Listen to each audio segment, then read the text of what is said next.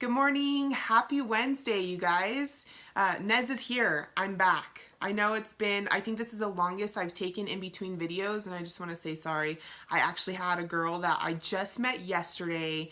She kind of called me out and was like, you haven't posted in a while. And I'm just like, I haven't. I kind of suck. I'm sorry. I'm like, but I have it in my calendar for tomorrow, which is today, to do a video. So you'll see it in a couple of days. So here I am. I'm recording. I just want to say sorry for those of you that have been waiting. I am just super busy with getting my business and my certifications for my health and life coaching that it's just been kind of crazy. So I don't want to put like a definite time of when I'll post again, but I'll make sure that it's sooner than this one. So for those of you that don't know me, I just have a couple of vlogs out there that I've been doing in regards to the healing process of my ex-crazy relationships that I've had. And today, I just want to address a question that was brought up in regards to my last video, which is what I typically do. I post and then people comment and give me their input, and then I just kind of meditate on those things and then pull what I feel is necessary for the next video. So if you haven't seen my last video, I think it's a good one. I really think you should check it out. So the question/comment was, don't you ever wonder why your ex treated you the way he did? And so I'm just going to generalize this. And I'm going to say they, because I've been in more than one crazy relationship. And so there's a couple of things that I addressed in regards to this question that was asked. So first of all, I was part of the issue of why I was being treated the way I was being treated. Okay, but I'm going to address that here in a second. My first thing I want to address is I feel as though that question is something that we ask ourselves regularly when things don't go right, and I don't think it's healthy for us to stay stuck on a question like that, especially if we're coming out of an unhealthy relationship, whether it was just unhealthy, your dynamics weren't good, to really abusive relationships.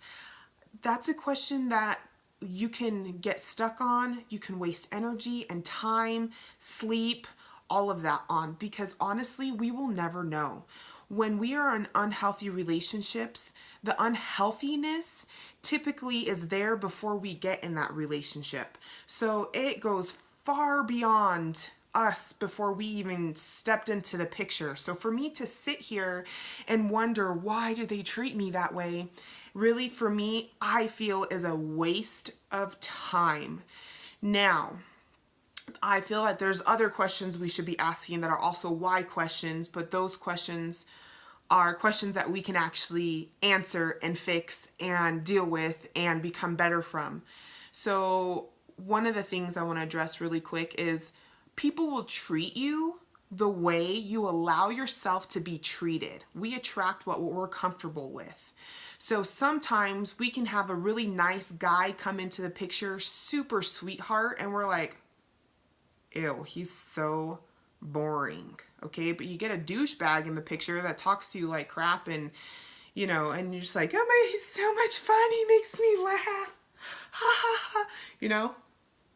That's just how we work. Sometimes we're just comfortable with that type of mentality. That's just all we know. That's just what we're comfortable with. So we will be treated how we allow people to treat us. In order to stay and to be in an unhealthy relationship, like dysfunction can only function with dysfunction. So if the person that is like healthier than the abuser or the narcissist, isn't strong enough to leave, then that person, there comes a point where they have to, they're in fight or flight mode. They almost have to like come down to a couple of levels in order to make things work. So even as empaths or the abusee, we, instead of leaving like we should, and I'll address that here in a second, leaving like we should, we stay and we jeopardize our integrity as an individual to stay in this crazy relationship. So we also become manipulative. We also become liars. Some of us become cheaters. Some of us, you know, we get crazy. We get the case of the F-its and we're just like, oh, you want to treat me like that? Well, I'm going to treat you like that too, and go crazy and go do whatever you want to do. Instead of leaving, instead of jeopardizing our integrity, we just go chest to chest with the person and try to prove a point. I don't really know what we're trying to prove here, because what we're doing is just giving the other person fuel to throw in our face because we're being just as crazy.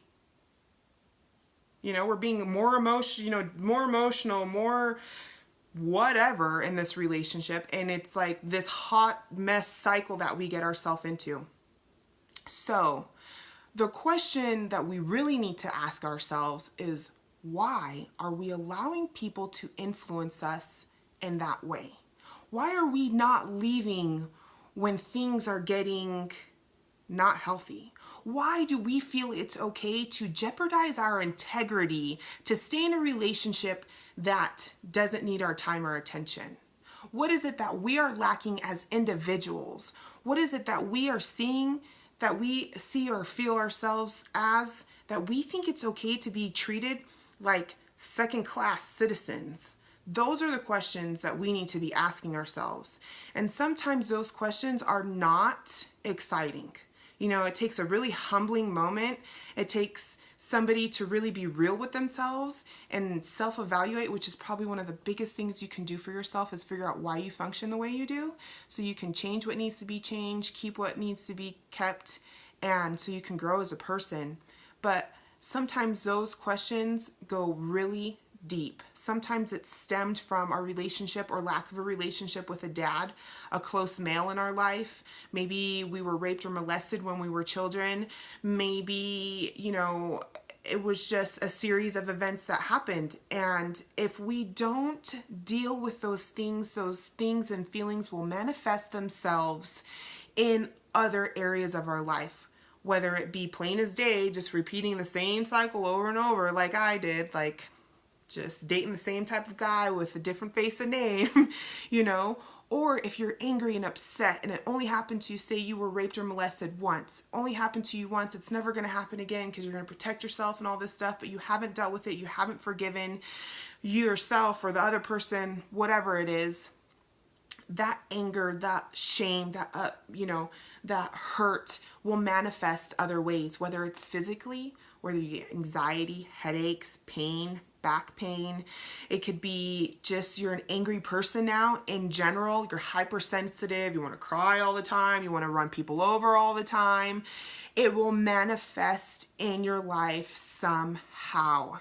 So I really want to encourage you guys to reach out to somebody. You can reach out to me if you want, but reach out to somebody and get the help that you need. A counselor, a close friend, something, in order to get you the help that you need to make positive changes to be able to move forward.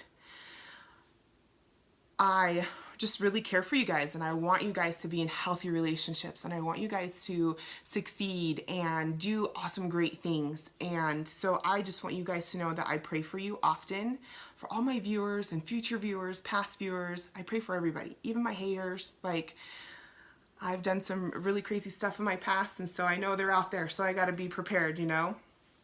But I just want you guys to know, like, everybody has value, right? Everyone has value, but it's only our sole responsibility to value ourselves, to hold ourselves to that standard. So love yourself enough to get the help that you need. Like I said, you can contact me if you want. I have my little business for my certified health and life coaching, but if it's not me, that's totally fine, but you need to find somebody. Find somebody that you can talk to that is going to really be able to help you or point you in the right direction. So I love you guys, and I hope that this video really touched some of your guys' hearts, and I hope to hear from you guys soon.